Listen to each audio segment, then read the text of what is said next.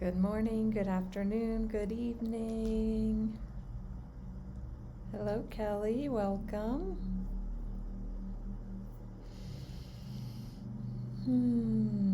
Glad to be here with you all today. And yeah, we're going to continue a Michael Singer recording we were listening to last time we met for a Michael Singer Surrender Circle, which has been, I looked and I was in Bali. So it's been a while.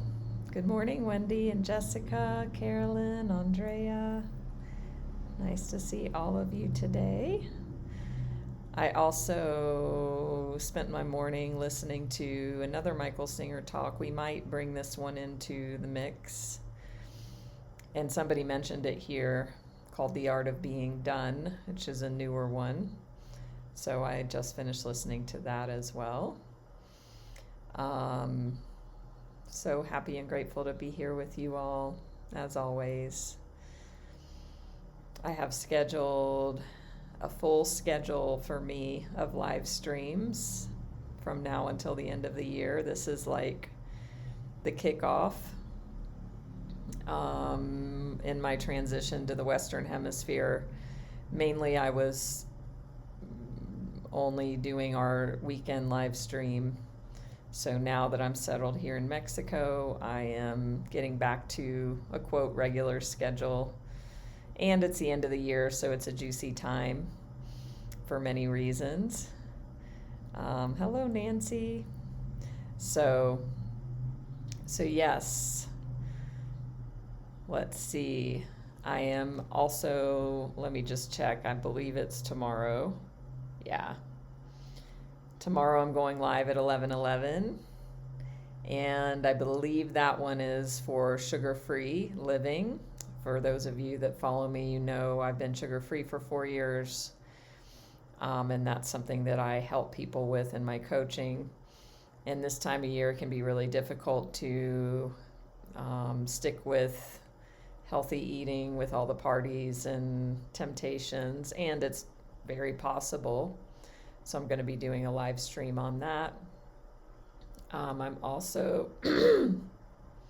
going live, well, in the Western Hemisphere Saturday morning.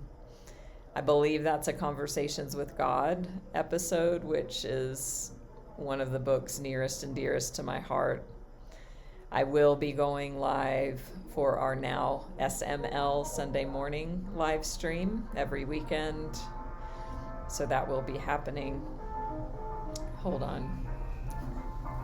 Can y'all hear that music? I don't know. Anyway, it's a gas truck. Good morning, Joanne. So I've got a number of lives coming up. Christmas morning, we'll be doing a self-care live. And then New Year's Eve morning and New Year's Day morning. New Year's Eve morning is going to be a looking back at 2024, and we're going to be reflecting and going into contemplation, meditation on 2024 and letting it go. And then January 1st, we're going to be doing a Visioning 2025. So I'm super excited about those as well. I've also just booked a trip to where I lived in Mexico before. So I lived here 6 years ago, and 6 and 7 years ago, I lived here for a few years in a different town. So I haven't been there in 6 years. So I got an inspiration and inspired thought out of nowhere. Like, ooh, why don't you go there for Christmas? Okay. Because I have community there and know people there. Here, I don't know anybody yet. So yeah, I'm taking a fun little couple days to my old town in Mexico where I lived before. So I will be doing the Christmas Day live from there. So I'm really excited. Yeah, it just came out of nowhere. I mean, where I'm at now, there's a ton of festivities, you know, and this is a lot bigger. This is a city here. Where I lived before was a village. And whatever, it's all good. But what was interesting about that was I had this inspired idea, this inspired thought, and the minute it came, it was like, ooh, and it felt exciting, it felt expansive, it felt fun, it felt uplifting and like a good idea. And then guess what? As normal humanity, egoic mind, bless its heart, comes in with the fear, with the scarcity, with the second guessing, with the self-doubt. And I just started into that, as we do. Thank you, J.E. Good morning. Yeah, and I think, as Abraham would say, what does she say? Like, you put debris on the way in the path, or like something like that. And that's exactly what my mind was doing. It was like I had this opening energy and opening thought, and then I put shit in the way. And so I sat with it for a day, and then I drew a card, as I do. That always helps me with clarity. And the card I got was like, trust your inspiration, go with the flow. Yes, the high flying disc, totally. I was on it, and then I got off of it. And then this card, when I drew it, was like fuck responsibility, or, you know, because I was thinking about budgets and, you know, things like that. Because actually the travel, even taking a bus, was, in my mind, labeled it expensive. Because honestly, you know, Asia is a lot cheaper than even Mexico, and I don't remember that from before. So that's what was in my mind, was like, you know, arguing with reality of, oh, I didn't like to take a bus, and taxis there is going to be X amount, and, you know, the mind had a ego about that. So, but then I was just like, no, I got back on my high flying disc, as Abraham says. And yeah, so that's where I'm going next week. I also thought about going to Mexico City for New Year's. And I looked into that. That one wasn't as high flying. So anyway, you know, I share that to share my humanness, my process. And yeah, and then just how I worked with it and overcame it and recentered myself. So this is the work. So please follow me here on Insight Timer. Please give a donation if you feel called. You can follow me on YouTube, Facebook, Instagram. The other day I double live streamed on YouTube. The service, it was okay, but there was some dips in it. So today I'm doing a screen recording that I'll upload that to my channel. So you can catch that there. Is there anybody here who does not know who Michael Singer is? Most of you that follow me already have heard of him a lot. And if you haven't, that's okay. I'll just give an introduction. But if everybody knows, we'll jump right into it. And by the way, too, I'm a spiritual life coach and Reiki Master Teacher. So I guide people in supporting them in up-leveling their lives, expanding the inner and outer, you know, goals that we have as souls, the soul evolution of doing the inner work. I support people in that, and the external, which is creating what you want in the external world. So that's what I do. Hi, Erica. So I've got now these lovely, handy dandy visual aids from going to visit Michael Singer. So he is most famously known as the author of this book, The Untethered Soul. So if you haven't heard of this book, of course, no worries. It's a spiritual classic. He's also authored these 2 books, which are amazing. And yeah, so I'm going to start out with a lovely quote from Michael Singer, and just love that he signed this. I just sent out my email newsletter. I know some of you are on it and have even responded to my newsletter, and appreciate you being a part of that. If you want to sign up for it, I send emails about once a month, giving updates, giving information,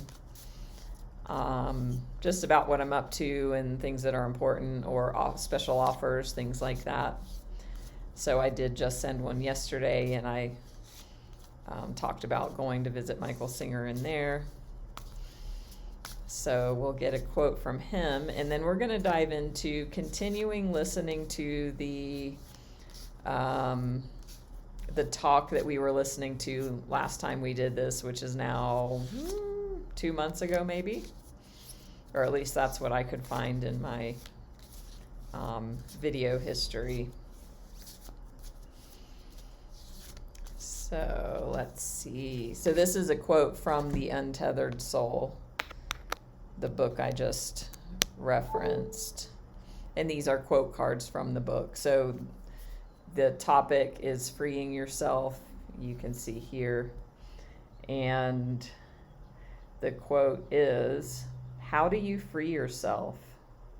In the deepest sense, you free yourself by finding yourself." How do you free yourself? In the deepest sense, you free yourself by finding yourself.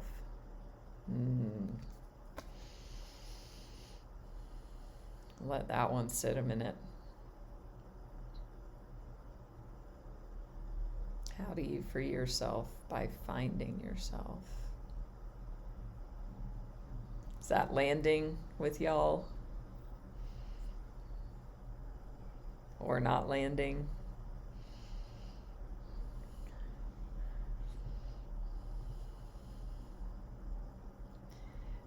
Okay, so hi Allison, good morning. So y'all can let that land as we continue this talk. If you want the recording to what I'm playing, send me a private message through Insight, through any of the platforms I'm on.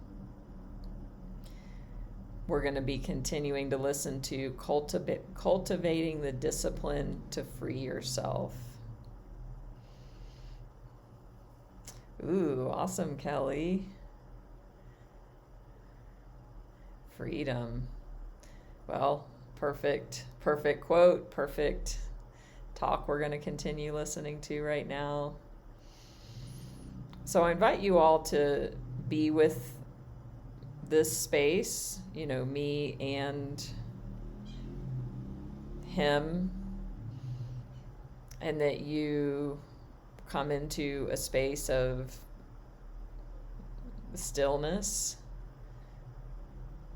inactivity in the body. So putting devices down if you're distracted in your attention, and really come into a space where you can take in his message and then, the message from me as well. So the way I do this is I just play the recording and then I stop it whenever I feel like it. Sometimes that'll be in 5 seconds or 5 minutes or 15 minutes. I mean, whatever. It just is what it is when it is. So I invite you to, really be with this transmission and let it hit deeply, into your ears, beyond the egoic mind, into the deeper part of your being.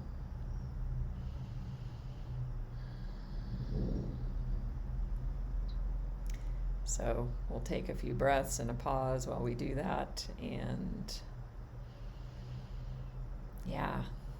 I'll go ahead and play it. If the volume is like too soft, too loud, let me know.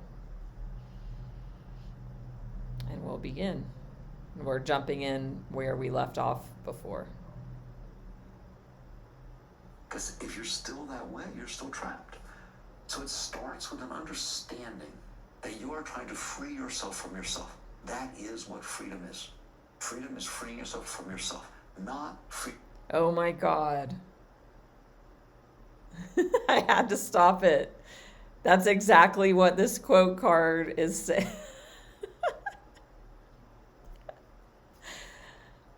You can't make this shit up, y'all. Seriously. I didn't plan this. He just said, how do you free yourself from yourself? How do you free yourself? Oh my gosh.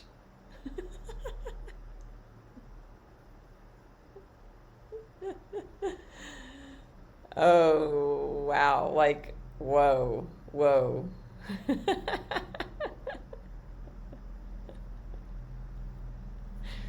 This is truly a you can't make this shit up moment.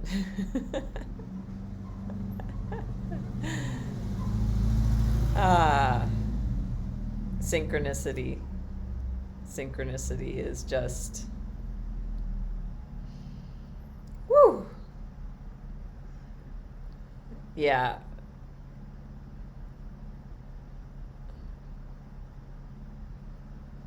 One of my clients has said, synchronicity is the way God speaks to her, or the way God communicates with her, and I love that, and definitely believe that for me is one of the ways. Wow. So really listen up, y'all. You guys that are here, and I'm here with you, receiving, freeing yourself. This is what it's about. We want to free ourselves. We want that. So it's like double, triple quantum message right now. How do you free yourself? Okay. Woo. Like that hit so deep for me and hard, just like, woo, a loving soul slap. Okay.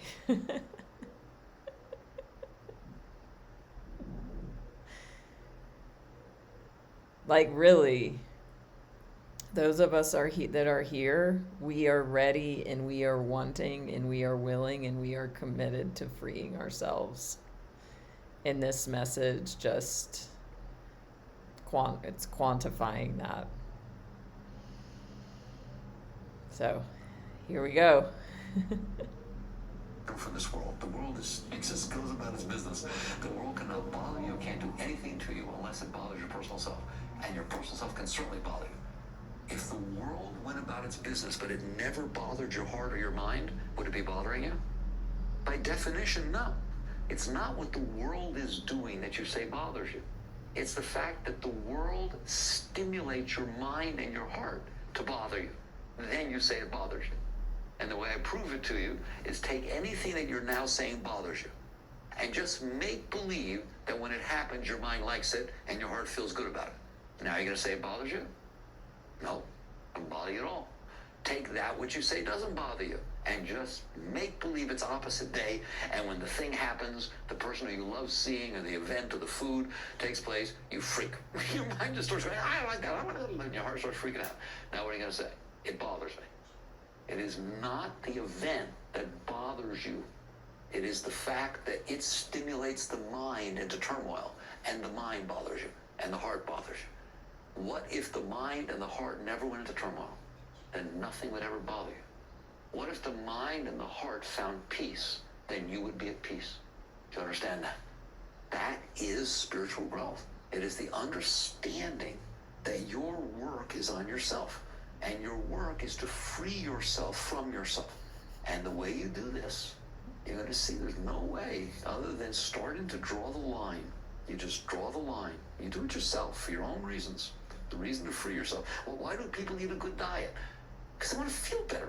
I feel better. It makes me feel healthier, right? I feel more energy, more vitality, and all of life is more fun if I eat right. Okay, good. That's a good reason. Why do people keep spiritual practices? It is because they see that they must free themselves from themselves, or they will stay trapped, and they will be caught in this for the rest of their lives. And this is how you free yourself from yourself. First step is you set the limits. You set the posts. You hold the rope. You'll go in the search for truth. 30 years ago, I put in the ox herding pictures, just so that you'd always have them if you wanted them. Every few years of your spiritual growth, you should read the ox herding pictures again. They're about as deep as it gets. But they're Zen. There are 10 stages of the spiritual path. Very beautiful. Very beautiful.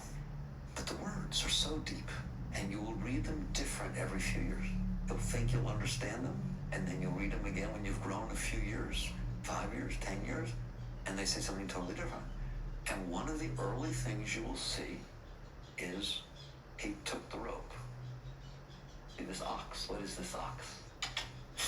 Okay, I ain't saying nothing, right? But he took the rope, he held the rope. That's the rope we're talking about. You're holding for the first time onto the rope of this wandering thing of your personal self. Someday you'll understand who's holding the rope. That's what matters. Who's holding that rope? Not the rope, not the ox. Who's holding that rope? Always, whenever you can ask that question, who am I? Who's in there doing this? That's what matters. But in the meantime, if you're going to free yourself of this, you must set up repetitive discipline practices for yourself.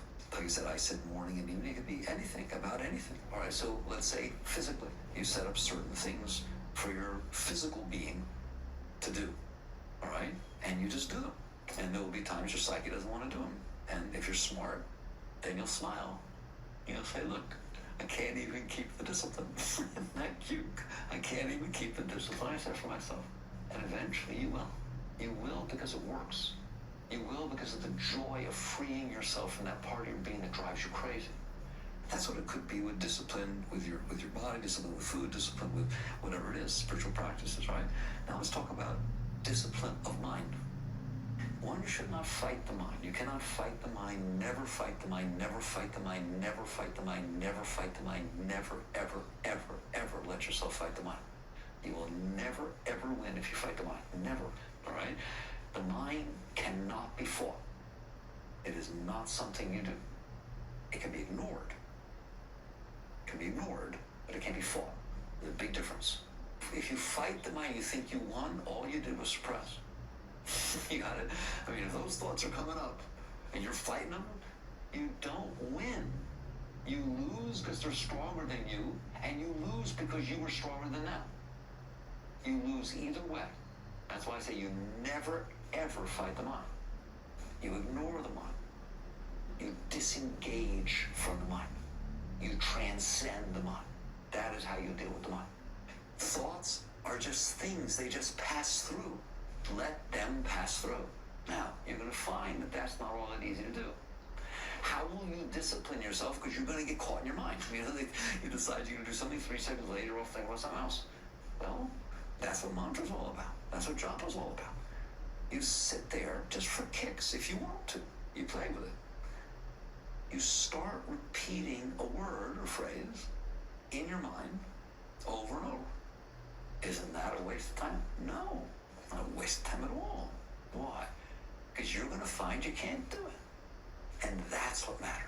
You're going to find that if you sit there and try to say God's name or say peace or say Om Namah Shivaya, it doesn't make any difference. Just sit there. Mantras are nice things. You want to say the age-old mantras, they have good power, but it doesn't matter. What really matters is you say something over because you said you would. You are capable of making your mind say whatever you want right now.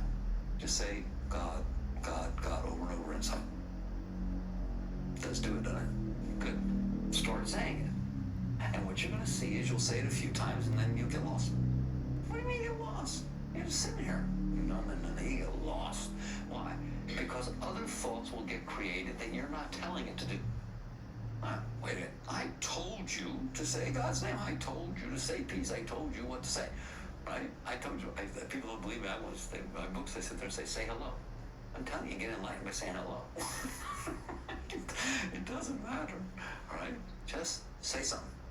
That's you willfully making your mind say something. And you're perfectly capable of doing it. It did do it, didn't it? Well, isn't it funny that it doesn't just keep doing it if you tell it to do it? Who's the boss? All of a sudden, the mind decides it's going to say what it wants to say on its own. And it ain't going to be hello. I'll tell you that right now. That is not something the mind wants to go around saying. Hello, hello. Right? It wants to go around saying, oh my God, how did you do that? I can't believe it. What am I going to do when I get older? Oh my God, did I pay for that? And it doesn't really like me. What should I do? I said, should I wear this? I don't know. I wish I didn't wear this. Should I go back? No, you can't go back in jail. But that's what the mind wants to say, isn't it? Well, all of a sudden, there's World War III going on there. What do you mean? Well, it was bad enough that the mind wanted to say all these things. It does that all the time. But you want to say hello, or God, or whatever you want to say. Well, just say God's name, all right? You want to say God's name. So now there's this conflict. That's a good conflict.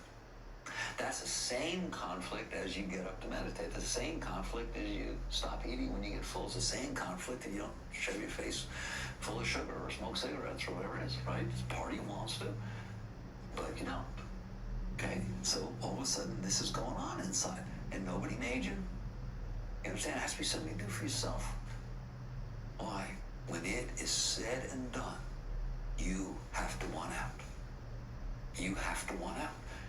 You have to want out because you see the predicament you're in. And sure, the masters can help all that, but not unless you want out. You have to want out.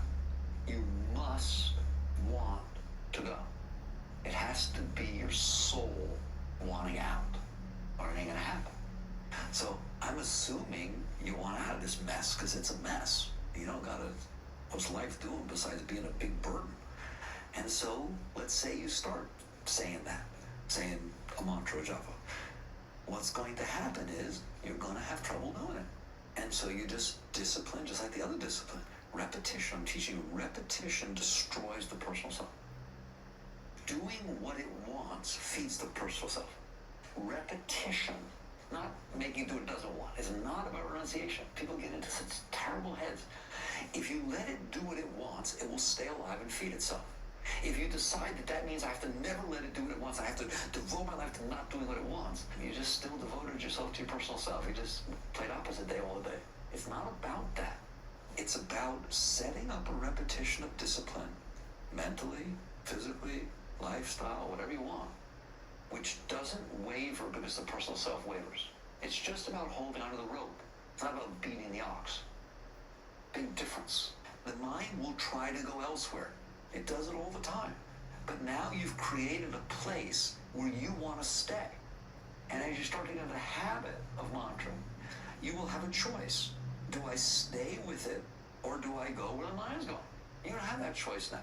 You just find yourself gone, if you're lucky. And maybe you don't know till you come back. A few hours went by of neurotic thought.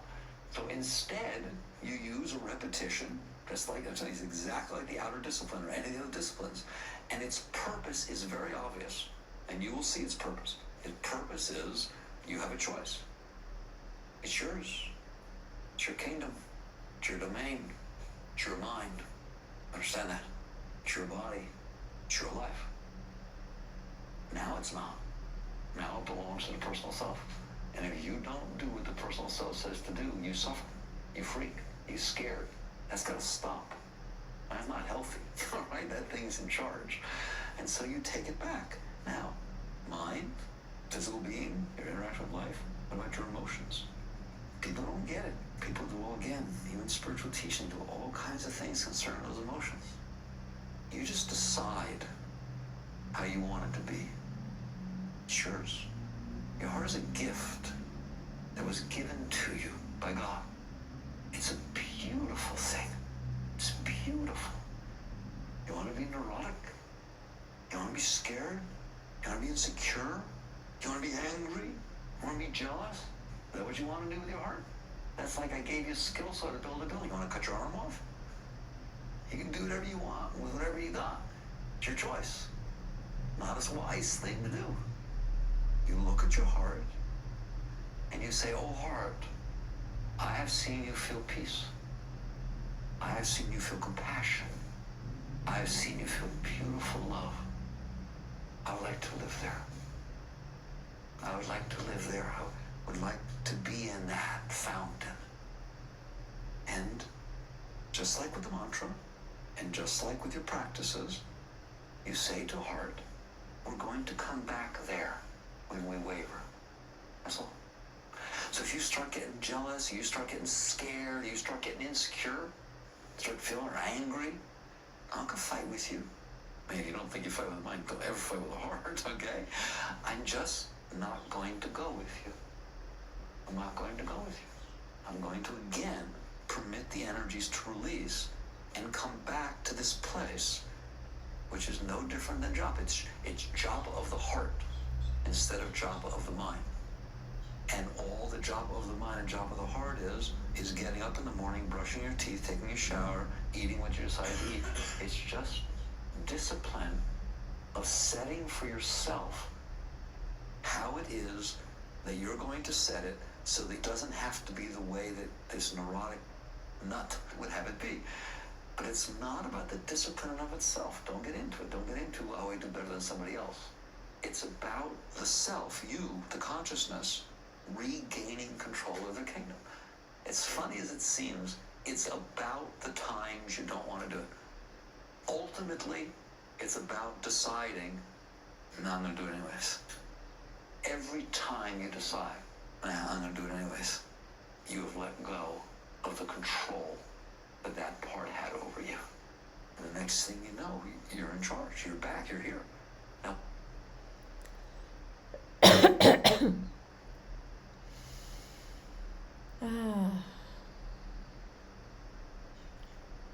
Just take some deeper breaths and allow that to land even more into the heart.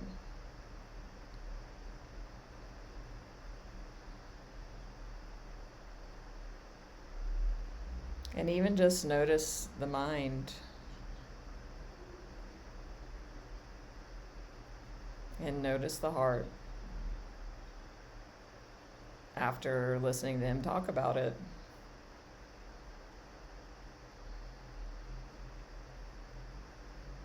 Can you see what the mind is doing? Is it having opinions about what was said? Is it impatient? Is it like, I need to go, I've got stuff to do? Is it wondering?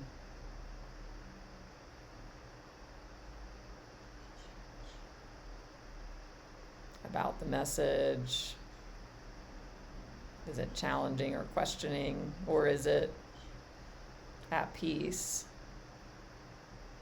allowing it to sink into the heart? And then is the heart open or is it closed?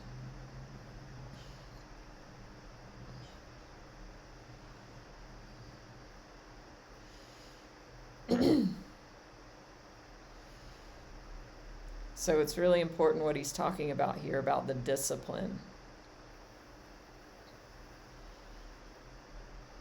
Earlier in the talk, the part we didn't hear, he talks about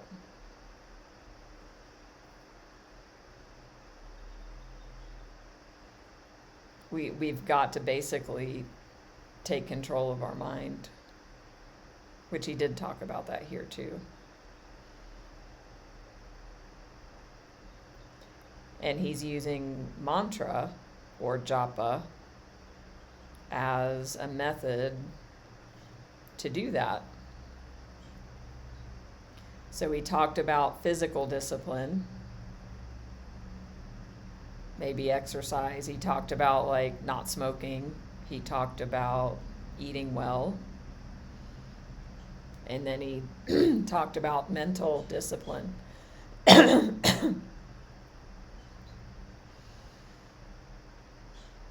And that we commit to a time or times of day to sit and be with ourselves, to have a mantra. And a mantra can be God, the word God in English. Like, it doesn't have to be something fancy.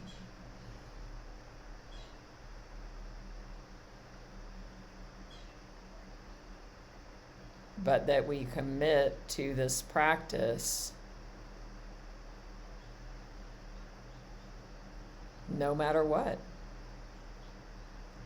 And especially when when we don't feel like it. Because when we do it, especially when we don't want to, that is when we stretch and grow the most. Because as he was giving this analogy about the oxen and the rope and the driver, us being the driver holding the rope to the oxen, we have got to train our minds that we, the higher self, the observer, the witness, whatever, are bigger. Like, we're the one in control, not the personal small self. And for 99% of people, that part is in charge. The part that says, oh, what do they think of me? What should I do? What should I not do? Has all of the opinions and all of the stories and all of the neuroses, as he calls it. So we get to start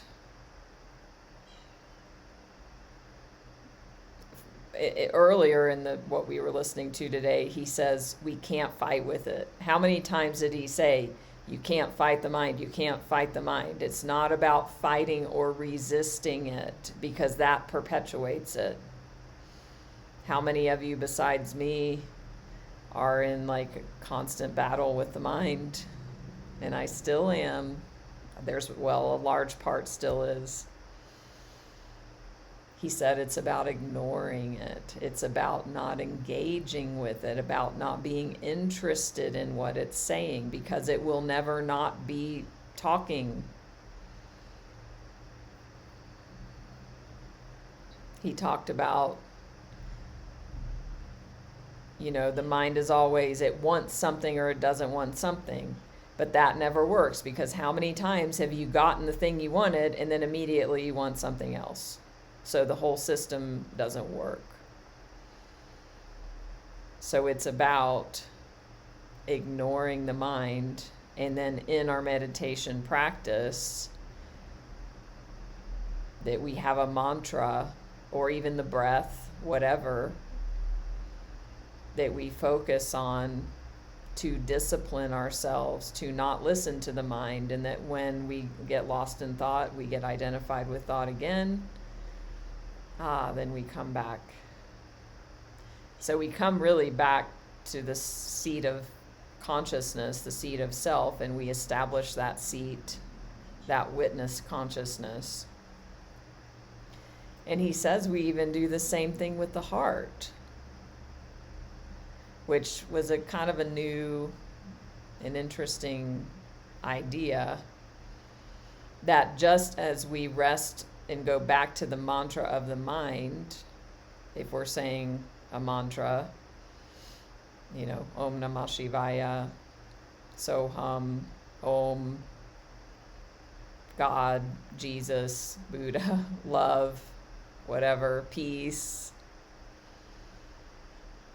that he said also we can practice with the heart in the same way by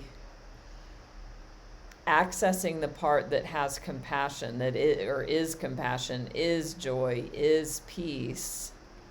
And that when we get off track and off the rails by identifying with the mind and circumstance, that we feel into the part of our heart that is always at peace, and that we orient back to that. And that is what he said is the mantra of the heart, or the japa of the heart. So these are the ways that we can and will attain self-realization, self-actualization, abiding awakening, as it's called. How many of you have had moments of oneness, or huge spiritual experiences, or a kundalini experience, or some, maybe with plant medicine or without, some major transformative moment? I know I have had many. The thing is, with most of us, they go away. And that's called non-abiding awareness or awakening. So when it becomes abiding, that means it becomes ever present, and it becomes our state of being instead of a passing state. So we've all experienced that. And then, if you think about it, what happened? I know for me, the world got in the way. I became identified with thoughts again. I became lost in time and out of the now. And it's okay. It's all part of the journey. It's required. But those enlightened, awakened masters, they don't ever come out of that awareness.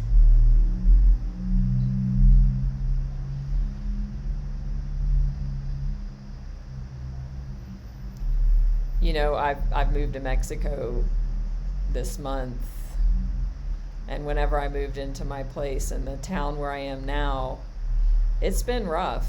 It's been a rough integration because I had really high expectations that I would just love it and be on cloud nine, because I've been here before and I've loved visiting this city. And it's been a rough landing, all because of my mind and my thoughts. It's everything that he's talking about in this audio, and everything he always talks about, and everything all of the teachers always talk about. The mind has had preferences.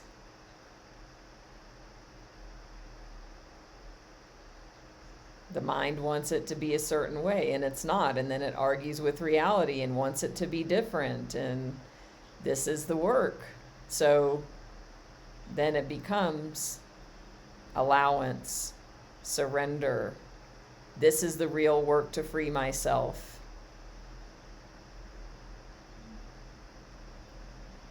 Can I trust that I have created this and that everything's unfolding perfectly? And this is a beautiful place. It's just my own shit, But as most of us find, it's easier to feel peaceful and joyful in a place where it's easy to feel that. And it's easy to feel it here. So isn't it interesting that my mind is making up whatever it is to not be at peace? So it's perfect. I get to, as Singer says, throw it a party. Woo! It's like, let's up level the game. Next level video game.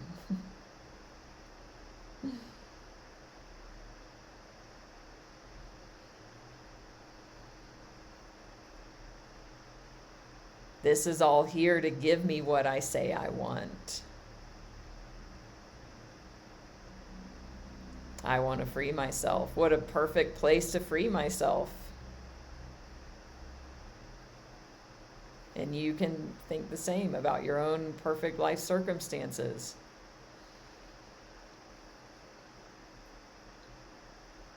And I've just got to say, like, that synchronicity when we started the tape, the listening, that blew my fucking mind, y'all.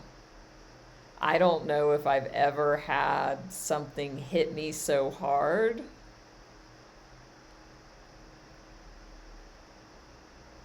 Like a synchronicity.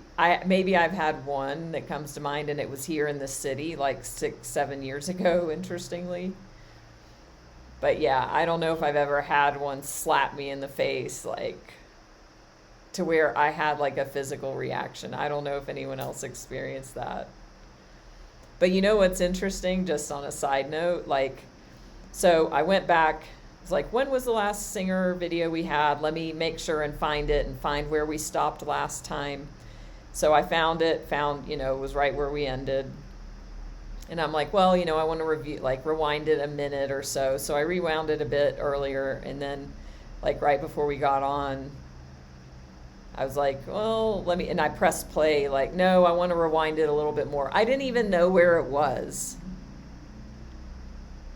And like, of course, it was like at this perfect moment. And if y'all missed it, watch the replay.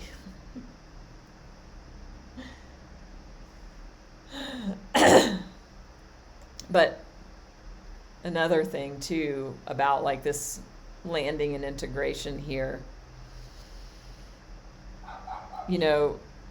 I'm very blessed and grateful and have a wonderful life. And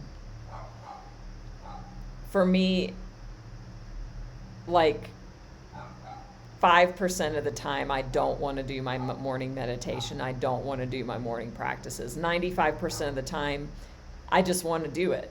It's very easy for me. I just want to. Since I've gotten here, I woke up, I didn't want to do it. And because of my journey and what I already know, it was like, ooh, the fact that I don't want to do this makes it even more important that I must do it. It's easy to do it when we want to. And it's great to do it when we want to, but the growth, the real growth, like the exponential growth occurs when we do it, when we don't want to.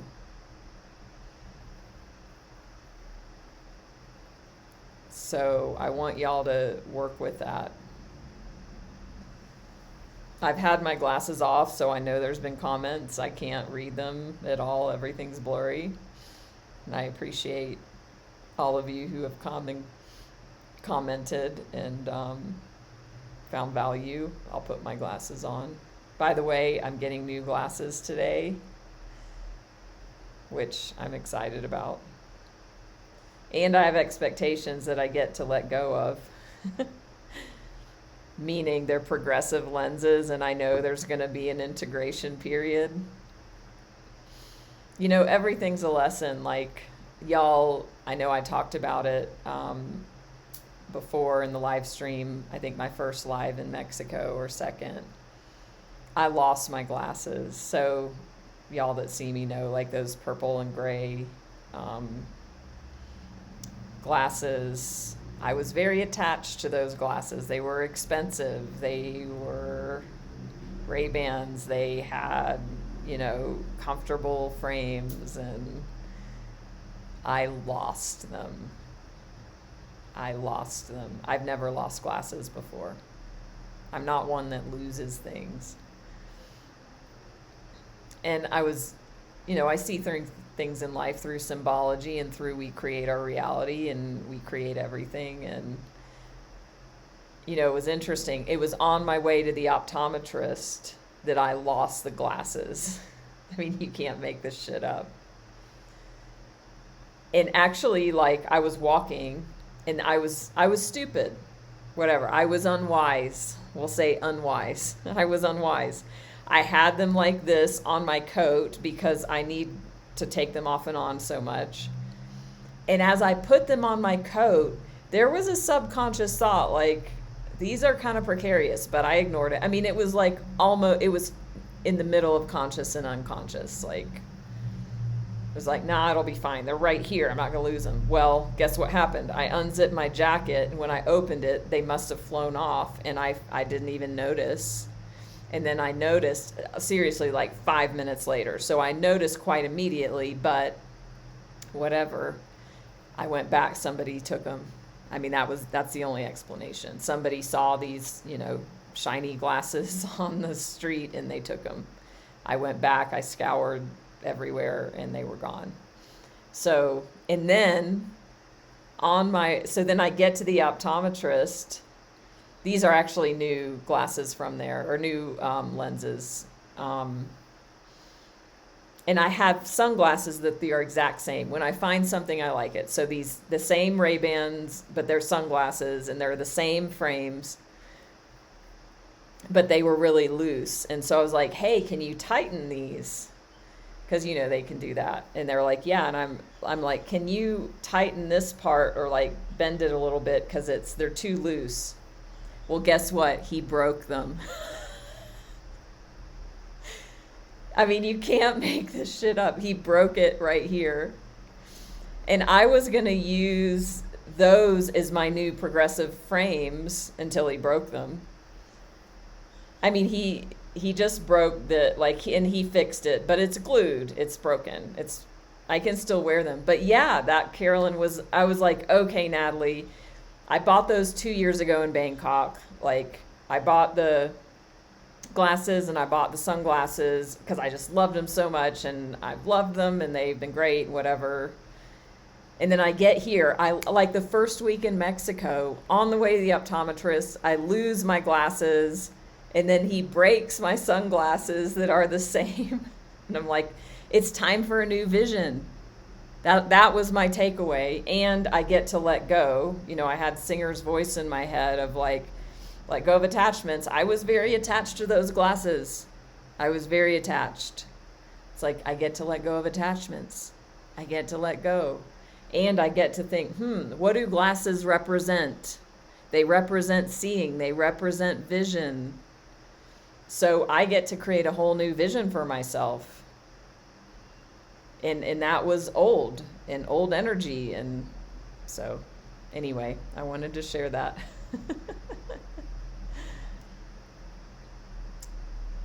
Wow. Hey, I know so many people have joined. Hi, Lisa Nanda. I saw Kiana. Woo! Yeah, thank you for all your comments. So it's time to wrap up.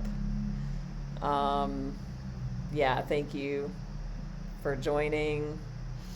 If I miss seeing anybody and saying hi, I saw Gary popping by, and yeah, I love Michael Singer. I love his message. To me, it's the truth. And to me, it's everybody's saying the same damn thing with different words. If you look at him, if you look at Eckhart Tolle, if you look at Neil Donald Walsh, Conversations with God, I was just listening to Emmanuel and I found that through Ram Dass. Emmanuel is another channeled teaching. And I'm just like, this is saying the same damn thing. The same damn thing, which is amazing. You too, Kiana. I've been seeing you around on social and glad to see you. Hi, Patsy. Ooh, interesting. Yeah. So, and this is where I get to lovingly call myself out, and maybe you can do this too if you feel it. So this talk, I'm just pulling up the name of the talk again. Cultivating the discipline to free yourself. It is about discipline. Even in Conversations with God, which I'm listening to again because I love it, it's talking about in there like It's a moment-to-moment choice. It's a moment-to-moment commitment. This awakening and this freeing ourselves. And we can only do it right now. And you know, I am not that disciplined, if I'm being honest. I want to be. Conceptually I am.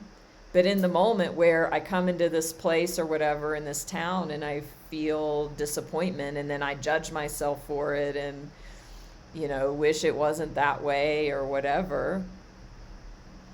It's just like, that's the moment. That's the moment. Or the moment in meditation where it's like mantra, mantra, mantra, mantra. Oh, I'm totally off. Bring myself back, but then I feel frustration and judgment. That's the moment where I get, okay, just ignore it. Don't get engaged. Hi, Ilanit. Yeah, nothing new under the sun. Totally. I love that you brought that in. Thank you, Gary, for the donation. Hi, Lady Peacock. So don't forget to follow me here on Insight. Give a donation if you'd like. This will be on YouTube as a video upload within the next few days. Yeah, you can catch the replay. Hi, Britt. Yeah, I'm going live tomorrow, and I have my schedule up for the rest of the year. Follow me on Facebook, Instagram, YouTube, all that. I am offering an end-of-year life visioning session. It's like a workshop length. We can do it in 1 or 2 parts if you've never had a session with me before. It's a gift. It's a $9.97 value. And it's my gifted offering right now for the end of the year. Reach out if you'd like to.